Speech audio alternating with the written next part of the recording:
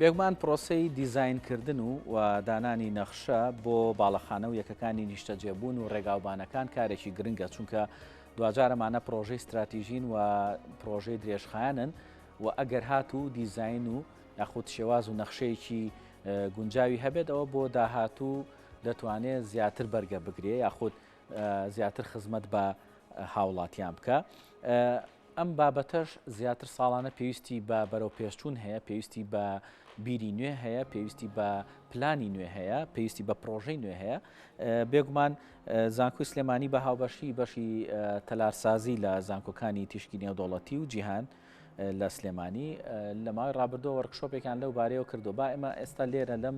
تەورەی بەرنامەکە باز لەوە بکەین کە گرنگی دیزاین و نەخشەسازی لە تەلارەکانە چییە. ئەویش بە میوانداری بەڕێز دکتۆر وریا سابر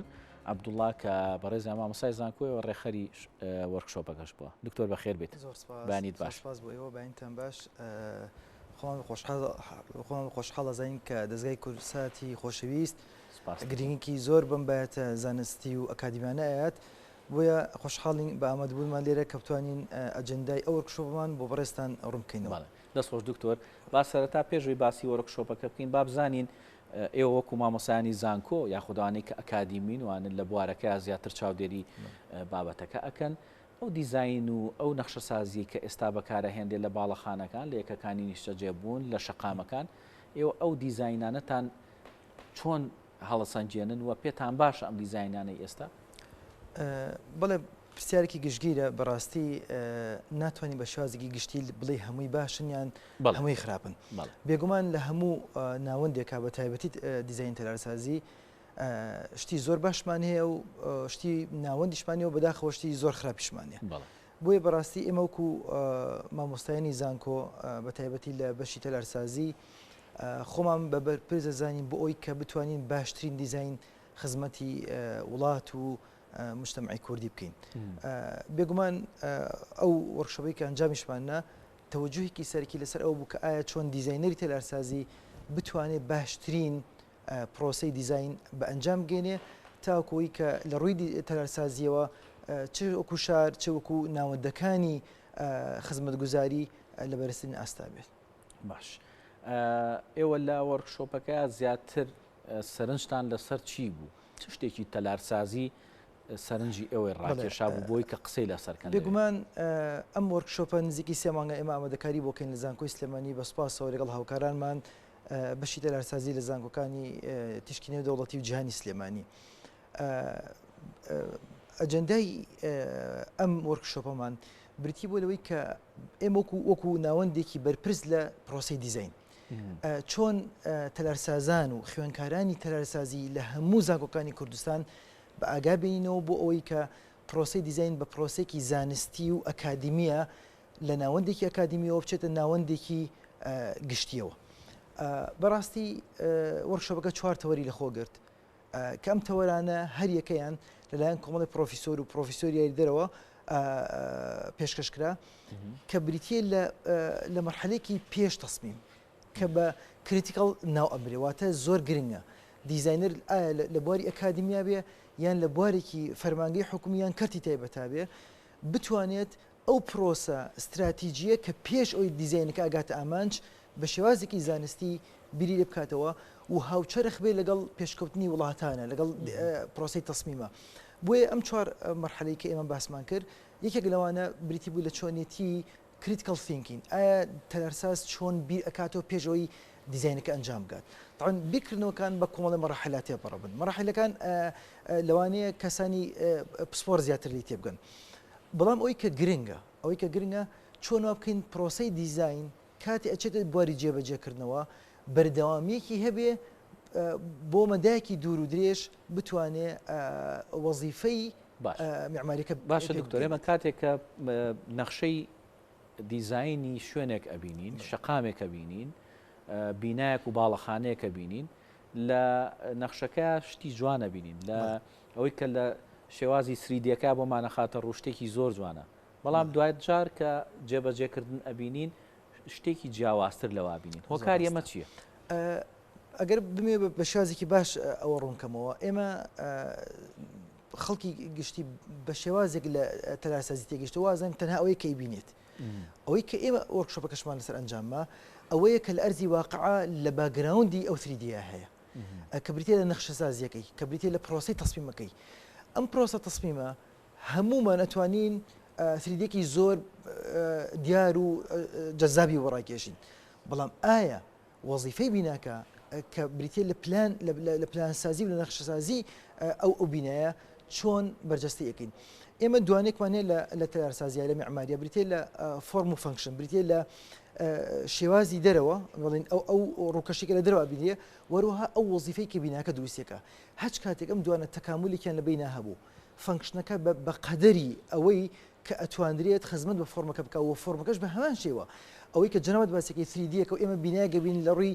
3D ماکسێکەوە زۆر باشی پیشانمانە بەڵام دوای کە چێتە ئەرزی جێبەجێکردنەوە زۆر جیاواز لەوەی کە نەخشەکە بینیمانە بۆ ئەمە ژەگەڕێتە بۆ کۆهانە هۆکار لایەنی جێبەجێکار زۆر گرنگە و ئەوەی کە بیزەبەت 3Dەکەی بۆ ئەکرێ ئایا ئێمە هەڵسەنگاندرمان بۆ کردووە بەرامبەر فەنکشنەکەی ئایا بیزەبەت ئەوە لە بەرامبەر نەخشەکەیە یان نە ئێمە هەر نەجارەتوانین وا بکەین ئەوەی کە لە ڕووی کۆمپیوتەر و پیشانین نەتوانین ئەرزی واقعا جێبەجێکین چکە پرۆسەکانی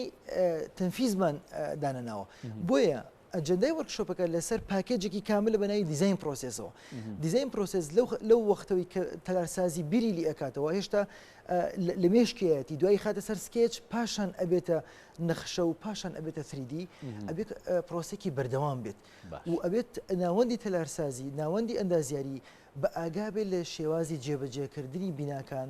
بۆ ئەوەی بەو مەڕەحیلانە بڕوات کە نەخشەسازیەکەی پێهاتووە تاکو تەکاملێکی تاو لە نێوان هەردووشان ئێمە بۆچی زۆر جار ئەمە ئەبینین بە تایبەتی هاوڵاتیەک لانێ گلەی لەمە هەبێ کاتێک کە یەکێکی نیشتەجێبوون دروست دەکرێت بە تایبەتی ئەوانەی کە لە چوارچێوەی کۆمپانیا تایبەتەکانە دروستیەکە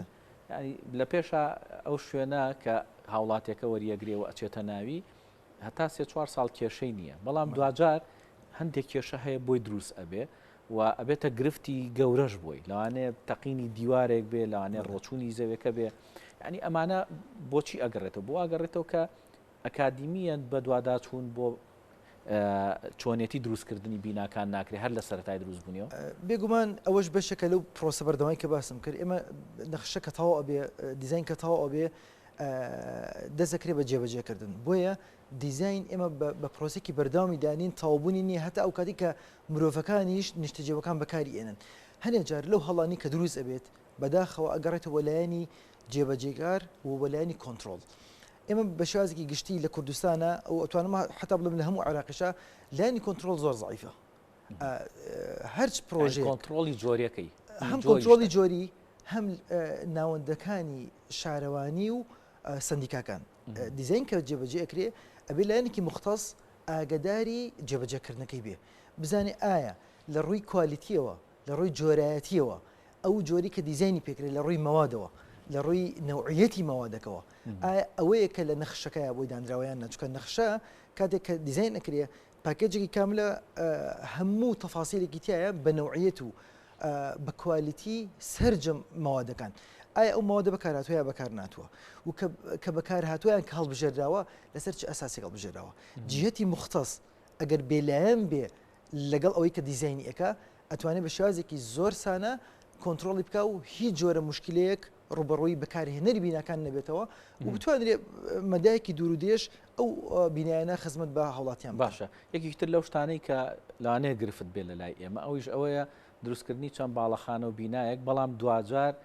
ینی ئەو باڵەخانە و بینایانە بە شێوازێک دروستکراون لاانە سیمای ئەو شوێنەی تێگابێت باڵەخانەیەک بە شێوەیە کە نەگونجاوە لەگەڵ دیزایانی ئەویتریانە یاخود نزیک نییە لێوە یاخود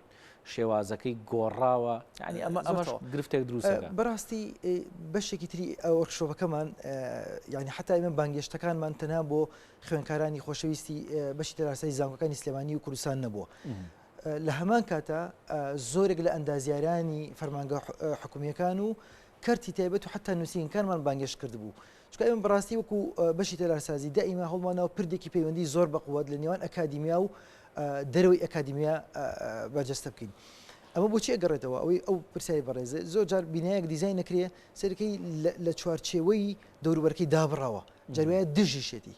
ئەمە لە ڕووی تەلارسازی پێڵین کۆنتێکچوالیزم یعنی سیاقێکی منتیقەکە زۆر گرنگە من لە منتیقێکی ناوەندی شارە شوێنێکی تاریخیە شوێنێکی ثەقافیە ناکرێ بینایە بکەم بە شێوازێکی معاصری زۆر دژبێک بە هەمان شێوە لە شوێنەکەم کە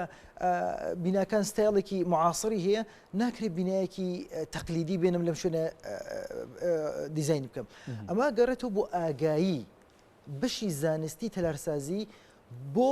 گونجاندنی بیناکان لە ڕووی لە شێوازی دەوروبەرەوە کە پێڵین سیاقیان پێڵین کۆنتێکست ئەمە گرنگە بتوانین ئەو هاوسەنگیە ڕابگرین تا ئەوەی ئەو مرۆڤانی کە ئەو شوێنە بەکارێنن تووشی ئەسێک نەبن کە ئایا من بۆ لە بینایەکەم تەنیشتەکەم شێوازێکی ترە باشە با دوا پرسیارم بکەم گرنگترین ئەو ئامانجانی کە ئێوە دیاریتان کرد لە وەرکشۆپەکە گرنگترین ئەو ڕاستپاردانەی کە ئێوە دیاریتان کرد چی بوو بۆی کە ئەم گرفتانی باسمان کرد دووبارە ڕوبەڕووی نەبینەوە بێگومانێکی لە ڕاستپاردەکان کە زۆر گرنگە یەکەم جار ڕوبەڕووی خوێندکارانی خۆشەویستمان کردوتەوە ئەوەی کە فێری ئەبیت بە شێوازێکی زانستی بیگەێنە ئەو شوێنی کە کاریتی ئەکەیت دووەمیان ئەو نووسینگە بەڕێزانێ ئەو نووسینگە بەڕێزان و کەرتە تایبەتانی کە بانگەشتمان کردوون بیرمان خستوونەتەوە ناڵین نایزانن یعنی بە هەمویان ئازان چکە هەمویان لە ناوەندێکی ئەکادمیە تەخەڕۆژیان کرد بەڵام بیریان هینەوە بەوەی کە بە ئاگابن لە دوا پێشاتەکانی سەردەم بە تایبەتی شتێکمانێک کە پێوتێ ئینتەلیجنس ئارتفیشەڵ ئینتەلیجنس ئەوەی کە ناوەندی بواری تەکنەلۆژیایی کەمپیوتەر ئیکات بتوانین پرۆسەی دیزایانی هاوچەرخ بێنینە کوردستانەوە بینە شارە خۆشەویستەکەمانەوە بۆ ئەوەی ئەو دیزانێنەکەیکەن هەم هاوڵاتی هەم نەوەکانی داهاتومان لێ رازی بن جەناب دەزانین نەوەکانی داهاتومان هەمیان چاودێرن بەسەر ئەو کارانی کە ئەندازیاری تەلارسازی خەتە ناو کۆمەڵگەوە زۆر سپاس بۆ بەڕێز دکتۆر وریا سابر مامۆستای زانکۆ هەروە ڕێخەری وەرکشۆپ بوو زۆر سپاس دەکەین بۆی کە ئەمڕۆ ئامادەبووین سپاس بۆ بەڕێز زۆر سپاس